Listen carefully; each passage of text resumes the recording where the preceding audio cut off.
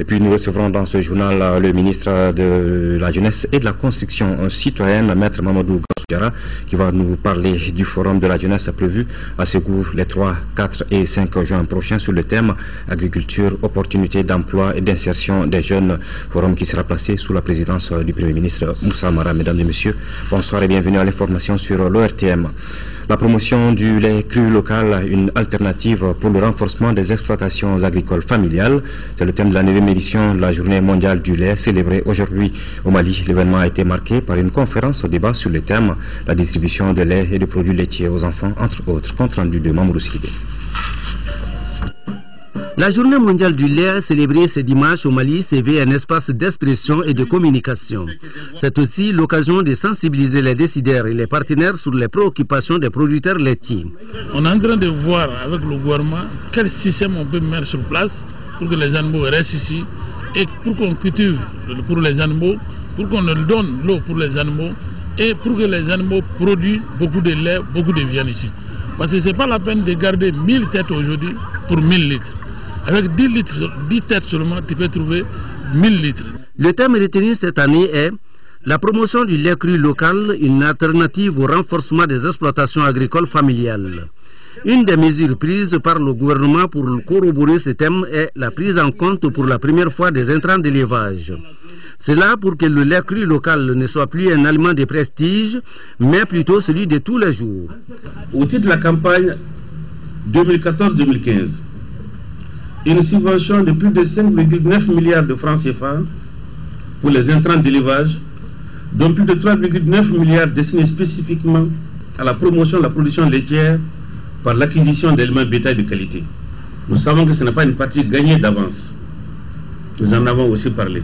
Cette 9e édition a prévu au niveau national la distribution de 6 000 litres de lait aux enfants des pouponnières et des centres d'orphelinat de Bamako. On nous a donné 600 litres de lait. C'est au profit des veuves des camps, c'est-à-dire les femmes dont les hommes sont tombés sur le champ de l'honneur. Ce genre d'activité vient renforcer la capacité des producteurs laitiers du Mali, le deuxième pays producteur de lait après le Nigeria dans l'espace CEDEAO. Le ministre de l'Énergie a inauguré hier samedi une adduction d'eau sommaire à Sikoro, Sourakabouni, en commune 1 du district de Bamako. Les installations ont été gracieusement offertes à l'agglomération de ce secteur par l'ONG Al Farouk. Le coût de réalisation du point d'eau est estimé à plus de 4 millions de nos francs. Nous aussi, Cette adduction d'eau sommaire comprend un forage équipé d'une pompe électrique, d'un château d'eau d'une capacité de 2000 litres et d'une borne fontaine. Ces équipements ont coûté plus de 4,5 millions de francs CFA à l'ONG El Farouk et ses partenaires. Fini aujourd'hui les longues files d'attente des femmes, souvent jusqu'à 2h, 3h du matin, aux abords des robinets et des puits. Cependant, monsieur le ministre, l'attente reste encore grande, car d'autres femmes sont dans le besoin immédiat. Notre quartier que nous venons à inaugurer un château d'eau, le besoin est très énorme. Toutes les associations ont pu exprimer leurs besoins qui a motivé l'ONG Afaro de venir participer avec l'indicatif de M. le ministre de l'Énergie et de l'eau. Le ministre de l'Énergie dira que ce geste s'inscrit dans les actions prioritaires du gouvernement. L'accès facile à l'eau potable pour nos populations. Et ces cadeaux que nous venons de recevoir de l'ONG El Farouk a une importance capitale pour nous. Ça concourt à l'atteinte de cet objectif que le gouvernement s'est assigné. Nous ne pouvons que nous réjouir de ces cadeaux qui va améliorer les conditions de vie de cette population un peu déshéritée. Les habitants de Sikoro, Sourakabouni ont exprimé toute leur satisfaction à travers de nombreux témoignages et inquiètent sur des difficultés liées à l'approvisionnement en eau potable. Les travaux de réhabilitation de la route Sikasso-Makono sur le corridor Bamako-Ouagadougou-Tema-Ogana sont exécutés à 92% pour un délai consommé de 87%. C'est le constat fait par le ministre de l'Équipement, des Transports et du Désenclavement qui a visité le dit chantier dont le délai d'exécution est de 21 mois avec comme maître d'ouvrage l'AGEROUTE. Envoyés spéciaux Daouda Sidiki Diarra et Beno Koulibaly. Après avoir lancé les travaux d'aménagement d'une aire de repos à Koumantou pour une valeur de 800 millions de francs CFA, le ministre de l'Équipement, des Transports et du désenclavement s'est rendu à Sikasso. Ici, Mamadou Hachim Koumaré a visité le projet de réhabilitation de la route Sikasso-Heremakono. Avec 92% de taux d'exécution pour un délai consommé de 87%, ces travaux de réhabilitation sont presque arrivés à terme. C'est vraiment avec une grande satisfaction que nous nous sommes rendus compte que l'entreprise COVEC est en avance de 2 mois par rapport à la direction du programme. Ce qui est vraiment un bon exemple, une bonne école et aussi quelque chose à vulgariser avec tous les partenaires. Pour un montant de plus de 12 milliards de francs CFA, financé par la Banque mondiale et le budget national, cette route a une vitesse de référence de 60 km à l'heure en agglomération et 100 km à l'heure en rase campagne. La largeur de la plateforme varie entre 10 et 12 mètres. La couche de base est en latérite de ciment de 20 cm d'épaisseur et un revêtement en béton bitumineux de 5 cm d'épaisseur. Le ministre a pu constater de visu la qualité des travaux. C'est là aussi un élément très important parce que ce sont nos Maliens qui ont assuré ça et nous n'avons pas eu besoin de l'expertise extérieure pour le faire. Bravo à Sira et bravo aussi à la Banque mondiale encore qui a assuré le financement. Le ministre a visité certaines réalisations faites par le projet à l'endroit des populations riveraines. Il s'agit de la réalisation des clôtures de 4 écoles et 5 forages.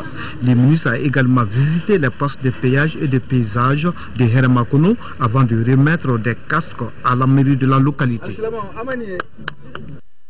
C'est hier samedi que le ministre de l'économie numérique, de l'information et de la communication a bouclé sa tournée d'information aux États-Unis, une mission qu'il a jugée globalement satisfaisante et au cours de laquelle il aura rencontré de nombreux médias, des responsables de la société civile américaine, des associations de Maliens ainsi que des responsables du département d'État. Au micro de Salif Sanogo, Mohamedou Kamara tire le bilan de sa tournée. Après Paris et Bruxelles, nous sommes effectivement venus aux États-Unis, d'abord à New York et maintenant à Washington, pour rencontrer les autorités de ces pays, également les médias, la presse, mais aussi nos compatriotes. Nous sommes venus expliquer ce qui s'est passé au Mali, à Kidal, il y a quelques jours.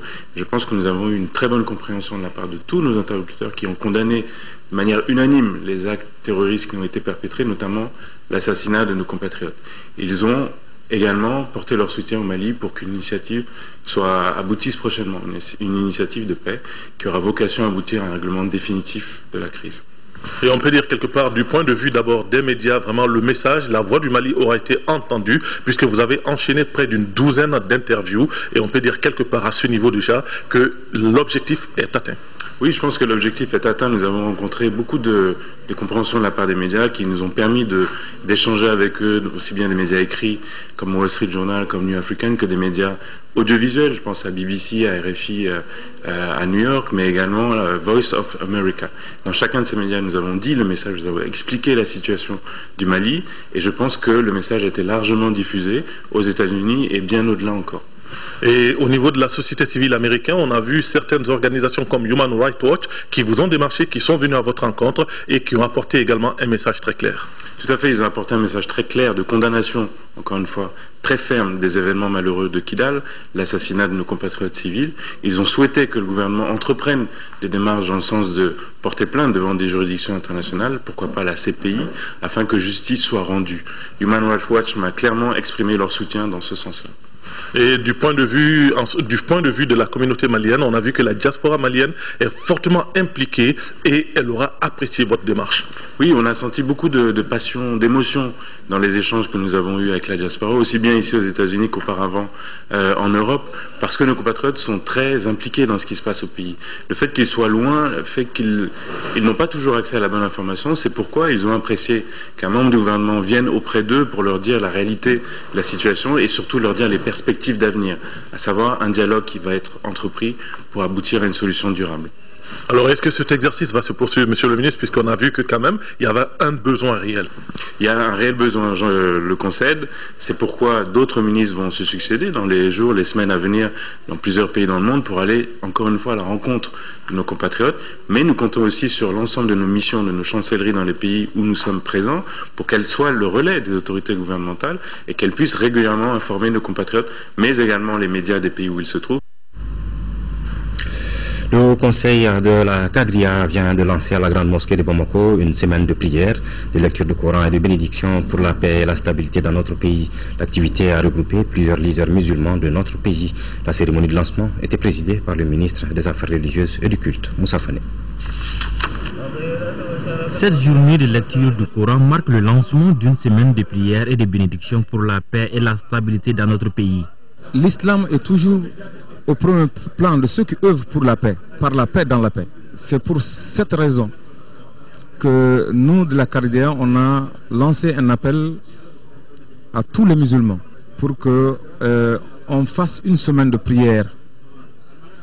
Une prière au niveau des awiyas, au niveau des maisons, au niveau des mosquées, collectivement et individuellement, pour que vraiment notre pays puisse dépasser ces sombres pages de notre histoire. Dans un pays profondément religieux comme le Mali, cet acte doit même être quotidien. Et donc c'est tout le lieu de remercier l'ensemble de ces tarikas, de ces différentes tendances spirituelles qui ne sont qu'une richesse de l'islam et qui s'y retrouvent aujourd'hui autour des Kunta pour demander pardon à Allah subhanahu wa ta'ala et demander sa grâce pour un Mali pacifié, pour un Mali réconcilié, pour un Mali sans guerre, sans famine, sans épidémie. Le ministre des Affaires religieuses et du culte a également invité tous les fidèles musulmans à la cohésion et à l'unité nationale, facteur indispensable au vivre ensemble, et d'implorer le Tout-Puissant pour le retour de la paix. Initiée par le Haut Conseil de la Quadria, cette journée de lecture du Coran et de bénédiction pour la paix a regroupé plusieurs leaders musulmans de notre pays. Selon les initiateurs, l'activité s'étendra à l'ensemble du territoire national. Les membres du syndicat des commerçants détaillants du Mali, Sinacodem, étaient hier matin à la Chambre de commerce et d'industrie du Mali, le collectif des marchés du district de Bamako, les conducteurs routiers, l'association des revendeurs de cartes de recharge, l'association Nieta des commerçants de Dabanani, ainsi que la fédération des commerçants détaillants du marché de Dibida étaient tous présents à cette cérémonie. Ils sont venus apporter leur soutien au président de la République et à l'ensemble du gouvernement malien dans la résolution de la crise que traverse notre pays. Rachel Tessouké. Vive le Mali, un et indivisible, c'est le mot d'ordre de cette manifestation du syndicat national des commerçants détaillants du Mali, Sinacodem. Il condamne les tueries perpétrées par les bandits armés contre nos soldats et la population civile au nord du Mali. Nous condamnons avec la dernière énergie le comportement irresponsable et inacceptable de ceux-là qui se comportent en bourreau du peuple malien à travers des agissements inopinés. Tout en pleurant les victimes, nous prions pour le repos éternel de leurs âmes de patriotes. Le Sinacodem soutient le gouvernement dans toutes les actions entreprises dans le cadre de la défense de l'intégrité du territoire malien. C'est pour venir appeler tous les commerçants détaillants, soutenir l'action gouvernementale qui est en train d'être entreprise et soutenir notre armée.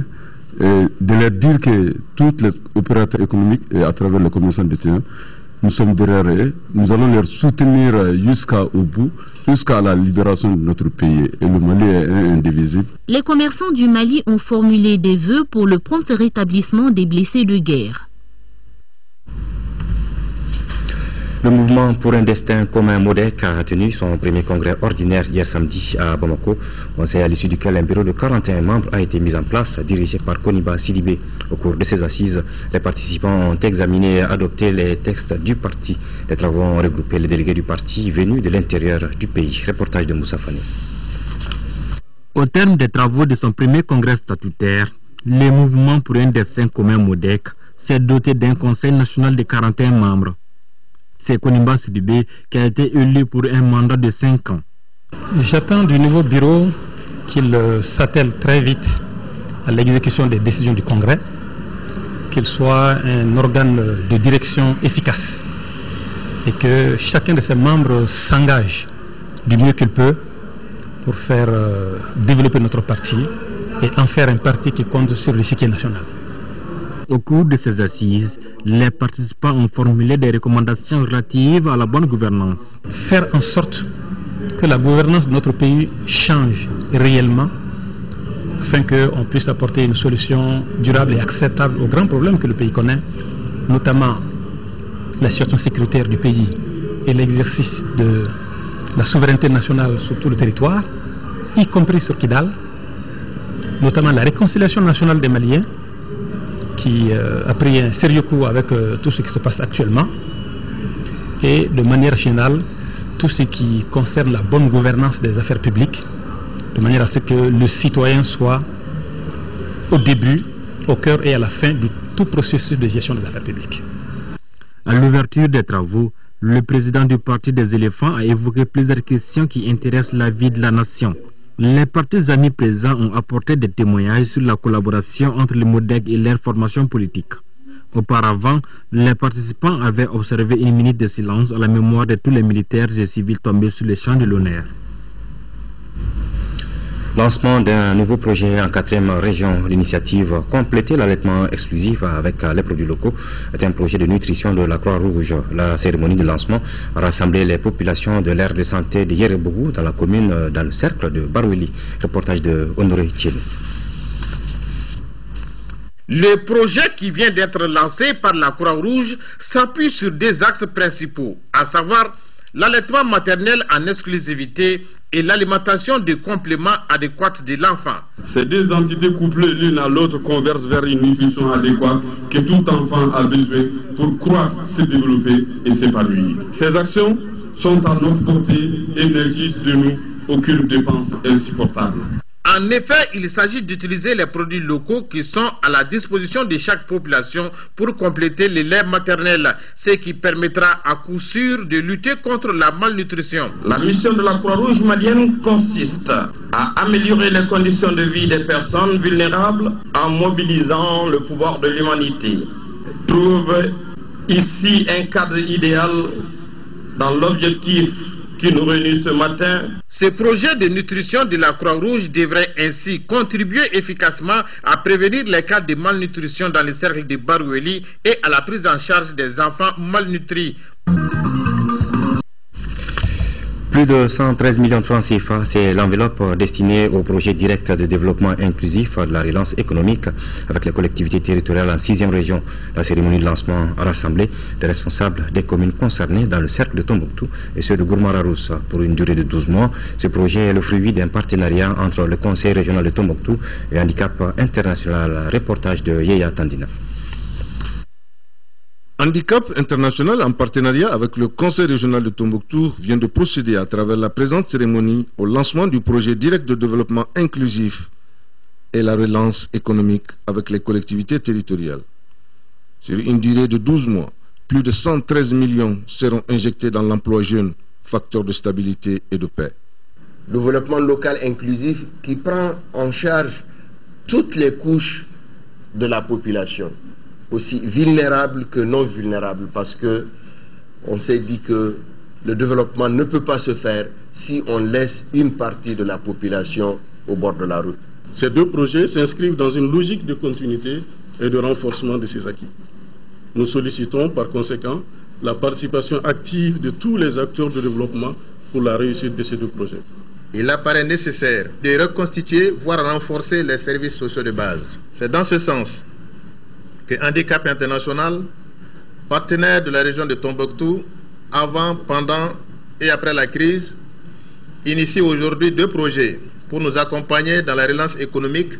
Ce projet emploi jeune en phase d'expérimentation va couvrir les communes de Alafia, Brominali, Tombouctou, Bambaramaudé, Gossi et Gourmara-Rousse. Pose ce matin de la première pierre des 140 logements de Sonu destinés au travers de la société minière de Goukoto GMS. Ces logements sont financés par la Banque nationale de développement agricole BNDA à hauteur d'1,7 milliard de francs CFA. Les travaux sont confiés au groupe d'entreprises de construction immobilière GESI. Reportage de Ramata Kounate.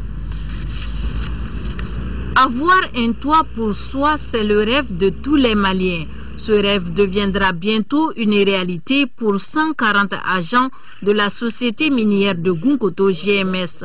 Les travaux ont débuté ce samedi. Nous allons réaliser 140 logements sur ces sites, mais ils sont au nombre de 500 personnes. Le reste va être réalisé dans un autre site, ce que nous sommes en train de prévoir. Les maisons, nous les avons programmées, elles sont toutes en dalle, elles seront faites dans 6 mois. Les coûts des maisons, c'est entre 6 millions et 8 millions 500. C'est des F3 et des F4. Coût total il faut compter les 1,7 milliard. Quelques-uns des bénéficiaires ont fait le déplacement de Caille pour assister au lancement des travaux de leur futur logement. Occasion pour le directeur général de la société minière GMS de s'adresser à eux. Au-delà du partage d'une vie professionnelle, par votre appartenance à la même entreprise, vous venez de décider d'avoir une vie commune en devenant des voisins. Voisinage aussi très important pour vous dans le cadre de vos convictions culturelles, mais aussi religieuses. Ces maisons en cours de construction à Sénou viennent augmenter le nombre de logements de la société immobilière GSI à 1700. Le représentant de l'Office malien de l'habitat a exhorté le groupe à continuer dans cette lancée afin d'offrir un toit à tous les Maliens. L'Assemblée générale de l'Organisation patronale de l'industrie s'est ouverte ce samedi à Bamako. La session a été l'occasion pour les participants de réfléchir sur les voies et moyens susceptibles de relever le niveau d'industrialisation de notre pays. Reportage de Mamourou Sidibé.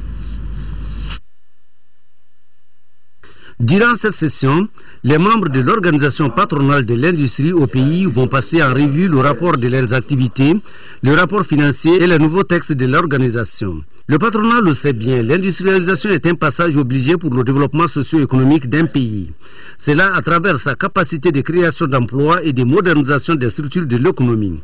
Des efforts ont été faits depuis l'indépendance dans ce domaine. Toutefois, le tissu industriel au Mali reste faible. La manufacture contribue de 4% au PIB contre 13% la moyenne de l'UEMOA.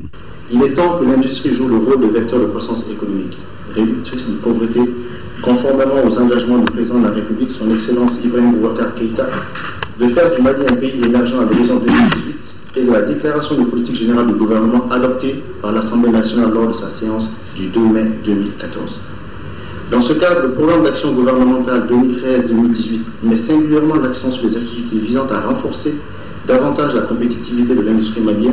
La production du livre blanc a permis à l'organisation de renforcer sa crédibilité auprès des partenaires. Mieux, la réalisation d'études stratégiques contenues dans ce livre blanc et financées par la Chambre de commerce et d'industrie a permis d'identifier des mesures. La mise en place d'une TVA industrielle pour les produits manufacturés et la suppression de la TAF, taxe sur les activités financières, au secteur industriel. La relecture du décret sur les saisies, les produits des amendes et confiscation de la fraude. La problématique de l'origine des produits industriels dans l'espace UMOA. Face aux nombreux défis, le ministre a instruit aux membres le travail en équipe, la synergie et le développement d'une culture de partenariat. Je vous le disais en début de journal, nous recevons donc sur ce plateau le ministre de la Jeunesse et de la Construction citoyenne, Maître Mamadou Gaussou Diarra, qui va nous parler du forum que la capitale des Balanzans, Ségou, va abriter les 3, 4 et 5 juin prochains. Forum dont le thème porte sur l'agriculture, opportunités d'emploi et d'insertion des jeunes. Monsieur le ministre, bonsoir. Bonsoir. Merci de venir sur ce plateau. Et déjà, pourquoi un tel forum en ce moment précis et pourquoi le choix de la ville de Ségou? Écoutez, le choix de la ville de Ségou s'impose par le thème. Vous avez vu, agriculture, office du Niger, ça rime quelque part. Et nous pensons qu'aujourd'hui, à la veille de l'hivernage, mais également aussi face aux nombreux défis auxquels justement notre pays est confronté, il est important de prendre en charge la problématique de la jeunesse, qui bien sûr a des problèmes, et parmi ces problèmes-là, il y a la question de l'accès aux revenus, aux ressources. Et nous pensons que nous avons aujourd'hui un trésor qui est caché dans l'agriculture et qu'il faille amener les jeunes à le découvrir. Et nous avons, à la suite du forum que nous avons organisé en décembre ici, qui portait sur la réconciliation, décidé de l'organiser des forats thématiques. Et cette fois-ci, donc, la thématique retenue étant l'agriculture, nous avons pensé que la région de Ségou est une région essentiellement agricole avec la présence de l'Office du Niger et qu'il faille donc aller dans ce sens-là. Donc c'est un peu pourquoi le thème et le choix de la localité.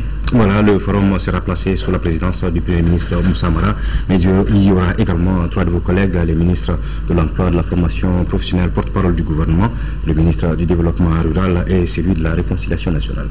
Oui, effectivement. Parce que vous avez vu que la question de la jeunesse est une question transversale. on parle d'emploi, on parle d'agriculture, mais pourquoi la présence du ministre de la Réconciliation? Parce que nous avons vu que dans le nord du pays et dans certaines régions, il y a des problèmes.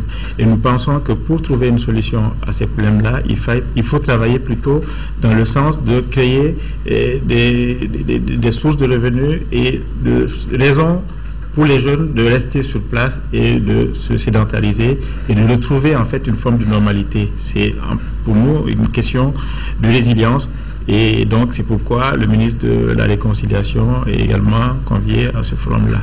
Mais l'emploi, l'agriculture, la jeunesse, cela va de soi de la thématique. Voilà, vous avez certainement un message à lancer aux jeunes dans un pays comme le Mali où on sait qu'il y a un fort taux de chômage. Oui, le message il est simple. Comme je l'ai dit, nous sommes un pays peut-être qui n'est pas un pays du littoral, c'est-à-dire qu'on se plaint qu'on n'a pas la mer, mais on a d'autres types de ressources. Il s'agit pour les jeunes d'être simplement proactifs, inventifs et essayer d'aller trouver le trésor où il se trouve. Je me réfère un peu à la fameuse fable de La Fontaine qui dit donc aux jeunes de travailler, de labourer le champ et au bout justement de l'effort, il y a la récompense. Et nous pensons qu'effectivement nous avons un pays qui a de forts potentiels dans le domaine de l'agriculture et que si les jeunes voyaient cela sous un autre angle, parce que les gens ont parfois l'impression que l'agriculture c'est une forme de sous-emploi parce qu'on a été à l'école, on a des diplômes. Mais il y a des exemples de réussite et d'ailleurs le forum sera l'occasion de mettre les jeunes en présence de ces exemples-là et que donc les jeunes comprennent que dans l'agriculture, il y a la possibilité de trouver sa voie et de se frayer un chemin et d'être non seulement porteur de potentiel ou de revenus pour sa propre famille, mais également pour son pays. Comme on l'a vu, à l'origine, au moment des indépendances, nous ambitionnons d'être le grenier de l'Afrique avec la zone office du Niger où on a près de 1 million de superficies cultivables. C'est vraiment une richesse qu'il nous faut vraiment investir aujourd'hui et faire en sorte que du potentiel, nous soyons vers la réalité et que ça puisse profiter au maximum de Maliens et particulièrement aux plus jeunes. Monsieur le ministre, dernière question avant de vous libérer. Ce forum va s'étaler sur 3 jours. Quelles vont être les activités principales pendant ces 3 jours? Écoutez, schématiquement parlant, nous aurons à la fois des panels et des ateliers. L'idée c'est quoi? C'est que dans un premier panel, nous allons mettre les jeunes en présence des décideurs, notamment les différents ministres qui sont invités et qui vont pouvoir expliquer les grandes lignes de la politique gouvernementale s'agissant et de la question de la jeunesse et également du développement de l'agriculture, notamment la loi d'orientation agricole et la question de l'emploi. Ensuite, il y aura un autre panel, un second, qui va être animé par les principaux acteurs et qu'on va dénommer donc quel partenariat autour des jeunes pour l'insertion dans l'agriculture ou dans l'agrobusiness. Nous aurons des banquiers, nous aurons des structures telles que l'APECAM, le PCDA et des exemples aussi de jeunes ou de personnes qui ont réussi dans le domaine agricole qui vont pouvoir interagir, certains pour présenter leurs produits en destination des jeunes. Par exemple, il y a des banques qui ont des produits qui sont faits pour les jeunes, mais les jeunes ignorent l'existence de ces produits-là, qui sont donc faciles d'accès et jusqu'à un certain montant. Ensuite, permettre aux jeunes d'y croire par l'exemple. Nous avons des visites sur le terrain qui sont prévues, notamment dans des fermes agricoles. Et enfin, il y aura aussi des ateliers, comme je le disais, pour essayer de voir avec les jeunes qui sont porteurs de projets les plus pertinents et voir dans quelle mesure nous pourrons mettre en place un mécanisme d'accompagnement de ces projets-là pour que, par l'exemple, nous puissions parvenir à inciter les jeunes à s'insérer. Mais également aussi, comme pour tous les regroupements que nous organisons, nous arrangeons pour avoir des thématiques en lien avec la jeunesse qui ne sont pas forcément l'agriculture. Je pense notamment à la question des IST et VIH-Sida, et qui sont des thématiques récurrentes, et chaque fois que nous pouvons faire passer le message, nous arrivons donc à trouver un petit temps pendant le forum pour entretenir avec différents partenaires les jeunes de ces questions-là, parce que c'est des questions récurrentes, notamment le sida, mais également aussi les hépatites, qui font autant de lavage que le sida, mais qui sont méconnus et qui sont effectivement des infections sexuellement transmissibles. Donc, en substance, c'est l'esprit du forum. Et nous pensons également coupler avec d'autres types d'activités, puisque si on réunit pendant 3-4 jours des jeunes, il faut laisser des traces, et nous ambitionnons pendant cette période-là de pouvoir faire aussi de la plantation d'arbres en prélude aux vacances citoyennes qui s'annoncent également. Merci, monsieur le ministre. Maître Mamadou Gawsu Diarra, ministre de la Jeunesse et de la Construction citoyenne, était sur ce plateau pour nous parler du forum que Ségou va abriter les 3, 4 et 5 juin prochains. Forum dont le thème porte sur l'agriculture, opportunités d'emploi et d'insertion des jeunes. Nous poursuivons donc cette édition d'information avec la journée d'activités socio-éducatives de la Maison des Jeunes de Bamako pour cette année. C'est la planification familiale qui est au centre de la journée. Elle a été marquée par des prestations d'artistes. Des jeux qu'on compte entre Abdul Karim Kaba. Soucieuse du développement et l'épanouissement de la jeunesse dans un bon cadre, la Maison des Jeunes de Bamako, comme à son habitude, a organisé la 8e édition de la journée d'activités socio-éducatives. Cette année, elle coïncide avec la 4e semaine de la campagne nationale en faveur de la promotion de la planification familiale. Le thème de cette 4e semaine parrainé par le ministère de la Jeunesse et de la Construction citoyenne, est la planification familiale chez les jeunes et adolescents du secteur informel. Cette politique doit prendre appui sur la jeunesse, parce que simplement, la jeunesse est la frange la plus nombreuse, mais également la plus affectée, à la fois par les grossesses non désirées, les naissances ou les grossesses précoces, les maladies et les infections transmissibles. Donc, d'où toute l'importance de la thématique de cette année qui veut prendre appui sur la jeunesse pour faire la campagne et le recadrage de la planification familiale. Les élèves des groupes scolaires Dravla 2, Nomi AB, Mamadou Konaté et le groupe scolaire de la base se sont mesurés dans 3 tableaux, à savoir la chorégraphie, le sketch et la poésie.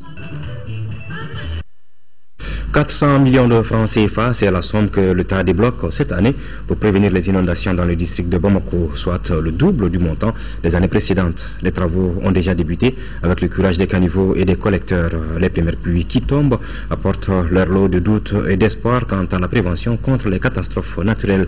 La rédaction s'est intéressée aux inondations dans la cité de Trois-Caïmans avec ce dossier de Mohamed Diarra et son équipe. L'hivernage s'est déjà installé. Les Bamakois se rappellent encore, non sans douleur, le choc subi à l'occasion des inondations de l'année dernière. Les populations riveraines des grands collecteurs et autres cours d'eau de la capitale, ainsi que les commerçants détaillants installés anarchiquement sur le trottoir, obstruant du coup le passage des eaux de ruissellement, retiennent leur souffle. Les premières pluies des 9 et 13 mai ont déjà laissé des traces. Des flaques d'eau stagnent par endroits et des caniveaux et autres collecteurs retiennent les déchets solides.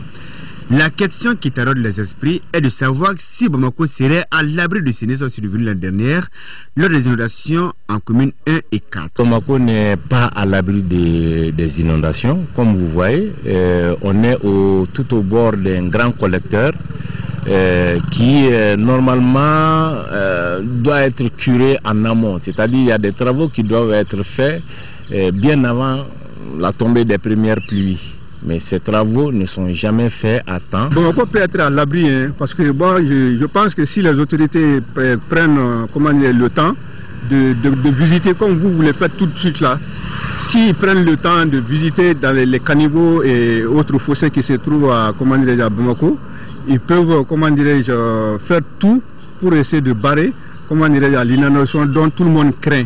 Le comportement de l'homme y est pour beaucoup dans cette situation. Ces caniveaux et collecteurs servent souvent de dépotoir pour certaines familles.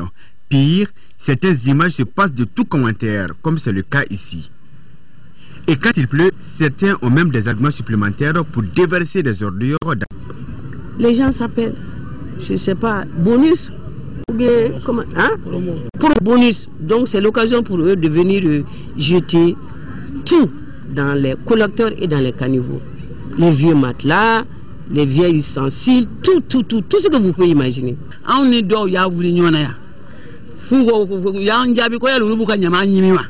Cette pratique suscite une violente polémique entre nous et les charretiers et autres personnes qui déversent les ordures dans les collecteurs.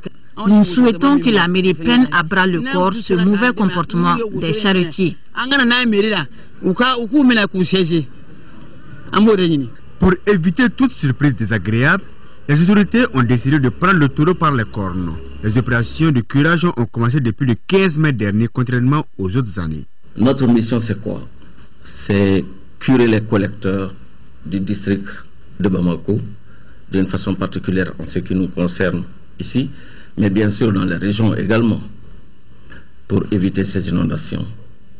Donc, généralement, nous avons à notre disposition 200 millions que le gouvernement nous donne pour curer les collecteurs. Mais cette année, nous sommes allés un peu plus avec l'aide du Premier ministre, 400 millions. Déjà ce week-end, il y a des activités qui vont commencer sur les points critiques que nous avons identifiés. Les points critiques, c'est généralement au niveau des traversées des voies où, avec la chenille sèche, les sables s'y déposent, les gens déposent des ordures ménagères dedans et les corps flottants aussi viennent boucher ces traversées-là. Donc, dans un premier temps, nous allons commencer le débouchage de ces traversées. Outre l'État, les collectivités jouent le rôle qui est le leur dans le domaine de l'assainissement. La commune 4 est une commune qui est considérée comme collectivité pilote en la matière. La zone qui a été inondée l'année dernière, nous avons rapproché la DENACEPEN. Le directeur même est venu, on a fait le tour du marigot qui avait débordé dans les familles. Donc ils l'ont mis dans le curage des collecteurs que l'État fait chaque année. C'est vrai qu'ils ne le faisaient pas. La zone n'était pas concernée par le curage que l'État faisait. Mais cette année, ils ont ajouté cette zone qui va être curée pour que si les pluies viennent abondamment, que l'eau puisse circuler facilement pour aller au fleuve. Nos activités sont basées surtout sur le curage des caniveaux. Parce que nous sommes en début d'hivernage. L'activité principale qui nous concerne actuellement, c'est le curage. On a prévu d'injecter 25 millions pour le curage des caniveaux au niveau de la zone ACI.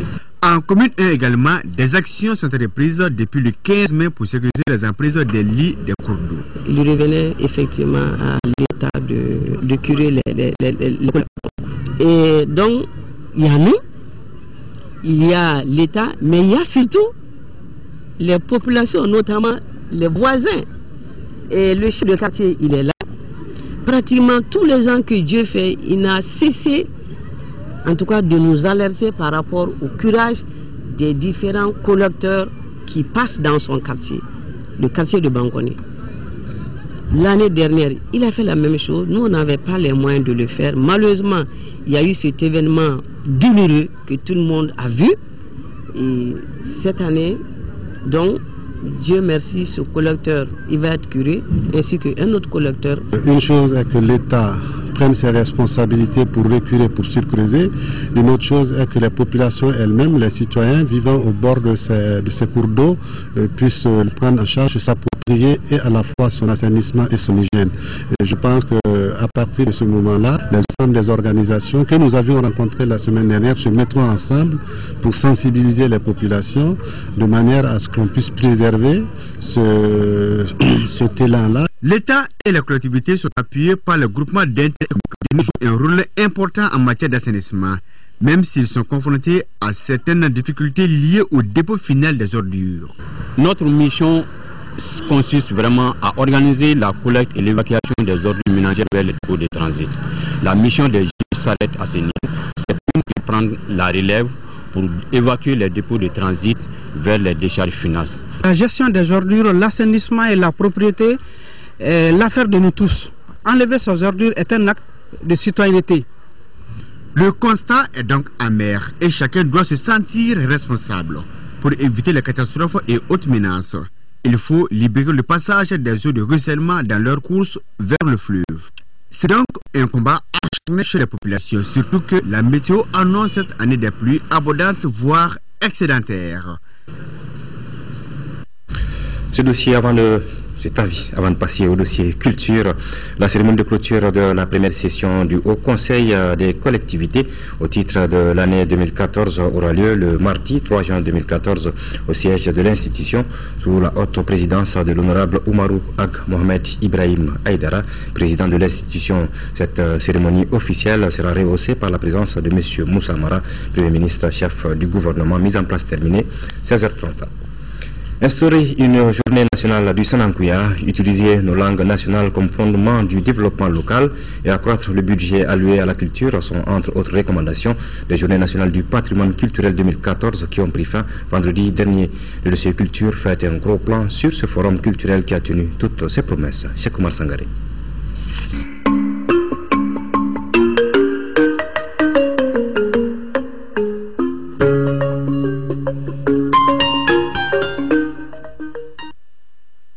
Les Journées nationales du patrimoine culturel sont une rencontre annuelle d'information, de sensibilisation et de plaidoyer sur les grandes questions de l'ère en matière de protection et de promotion du patrimoine culturel.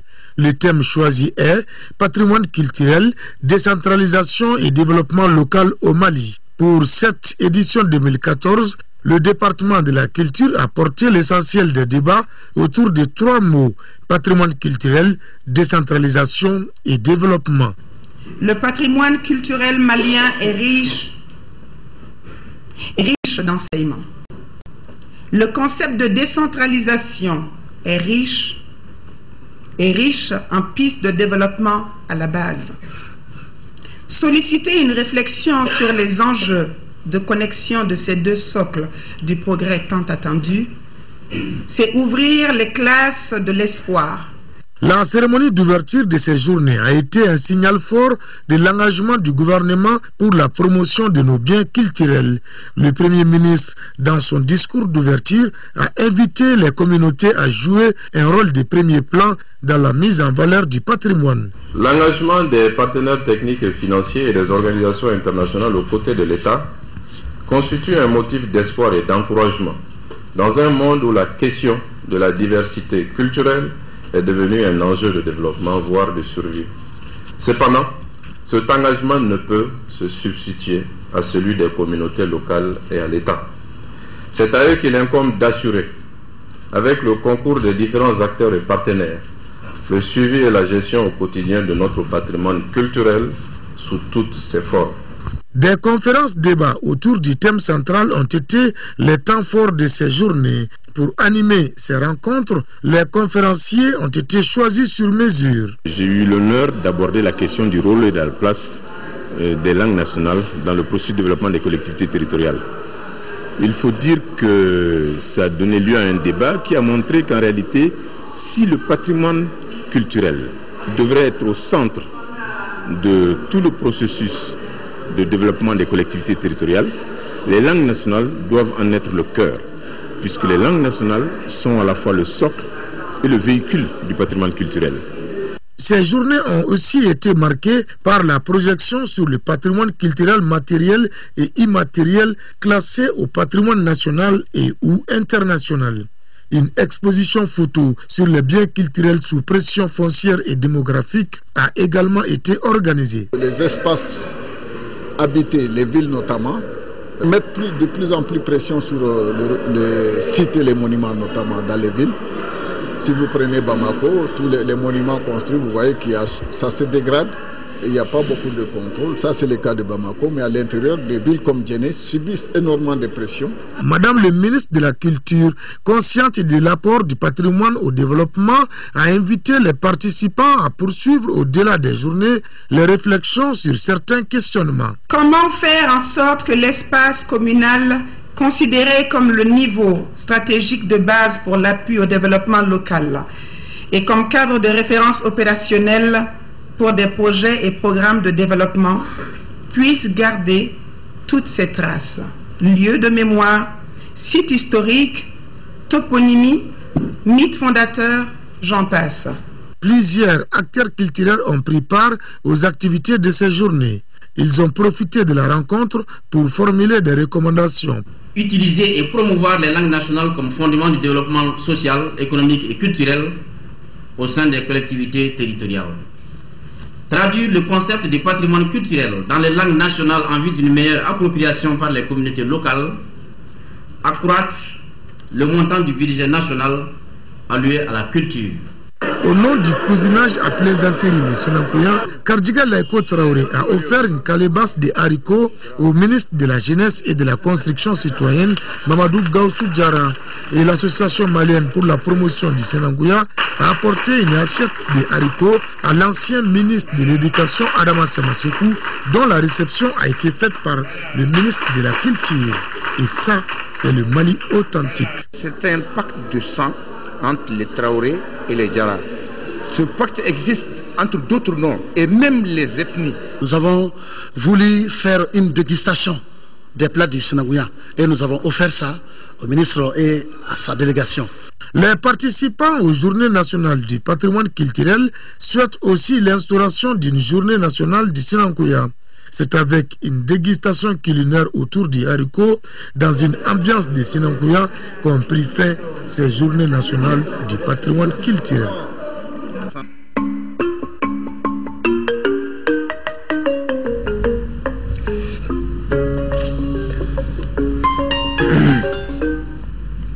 Du sport à présent, football, championnat national de Ligue 1, la 20e journée a démarré hier au stade Omnisport Modibo Keïta avec 2 rencontres en première heure. Le centre Salif Keïta s'est incliné 1-2 devant l'AS Police. Juste après, la Somme et l'Iswas ont fait match nul 0-0. Résumé avec Koumba Niambele. Après le nul 0-0 du match aller entre la Somme et l'Iswas, les deux équipes ont encore partagé les points lors de cette manche retour soldée par un nul blanc. Pendant les 90 minutes du temps réglementaire, aucune des deux formations n'a pu marquer le moindre but. Score final 0-0. Auparavant, le centre Salif Keïta a été décalé de la 10e place à la 11e place par son poursuivant direct, l'AS Police, en perdant sur le score de 2-1. Dans cette opposition, nous avons assisté à un match physique. À la 12e minute, les policiers ouvrent la marque par Moussa Diarra. 1-0 pour l'AS Police. Galvanisés par ce but, les policiers mettent le pressing, chose qui réussit à la 24e minute lorsque Moussa Diarra profite d'une erreur défensive centriste pour marquer son deuxième but de la soirée. 2-0 pour l'AS Police, score à la mi-temps. De retour sur la pelouse, les centristes reviennent avec un nouveau visage. Nous sommes à la 72e minute. L'AS Police sera réduite à 10 suite à la sortie de Mamadou Sidibé pour cumul de cartons. À 10 contre 11, le CSK profite de cet avantage et réduit la marque par Moussa Kida. 2-1 en faveur de l'AS Police. C'est le résultat au terme de la rencontre. Du coup, l'AS Police se hisse provisoirement à la 10e place du classement avec 27 points. Le centre Salif Keïta se classe désormais à la 11e place avec 24 points. Page noire de ce journal, le colonel-major d'aviation Djigiba Toumani Sidibé n'est plus. Le pilote de chasse s'en est allé vendredi à l'âge de 60 ans. Il a été accompagné ce matin à sa dernière demeure par ses frères d'armes, des parents, amis et de nombreux anonymes. Reportage de nous Sissoko.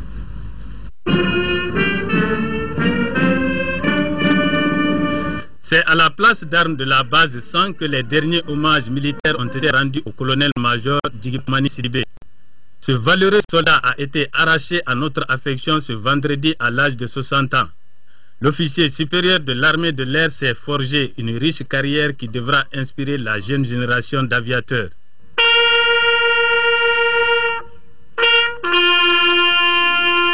Pilote de chasse, vous avez fait partie de cette race de ceux qui ne reculent jamais, ni devant le danger, ni devant l'ampleur de la tâche, encore moins devant l'adversité. Vos qualités remarquables vous valent d'être sélectionné pour suivre à partir d'avril 1976 un stage de pilotage en ex-URSS, d'où vous revenez 3 ans plus tard avec un brevet de pilote de chasse. Vous y retournez en 1980 pour 1 an de spécialisation sur le MiG-21. Tout cet entraînement, vous le faites dans un seul but, être prêt à servir votre pays en cas de besoin. Commandant de la base aérienne 100 en 1998, puis de commandant de la base aérienne 101 de 1999 à 2005, date à laquelle vous prenez le poste automate stratégique de commandant de la région aérienne numéro 1. Sa bravoure, son expérience d'aviateur et ses qualités managériales lui ont valu plusieurs distinctions. Il s'agit de la médaille commémorative de campagne, la médaille de campagne étrangère, la croix de la valeur militaire et la médaille du mérite national avec effigie abeille. Le colonel-major était sociable selon ses compagnons d'armes. C'est un gars discipliné comme militaire et très respectueux de la hiérarchie. Sur le plan social, sur le plan administratif, il était irréprochable.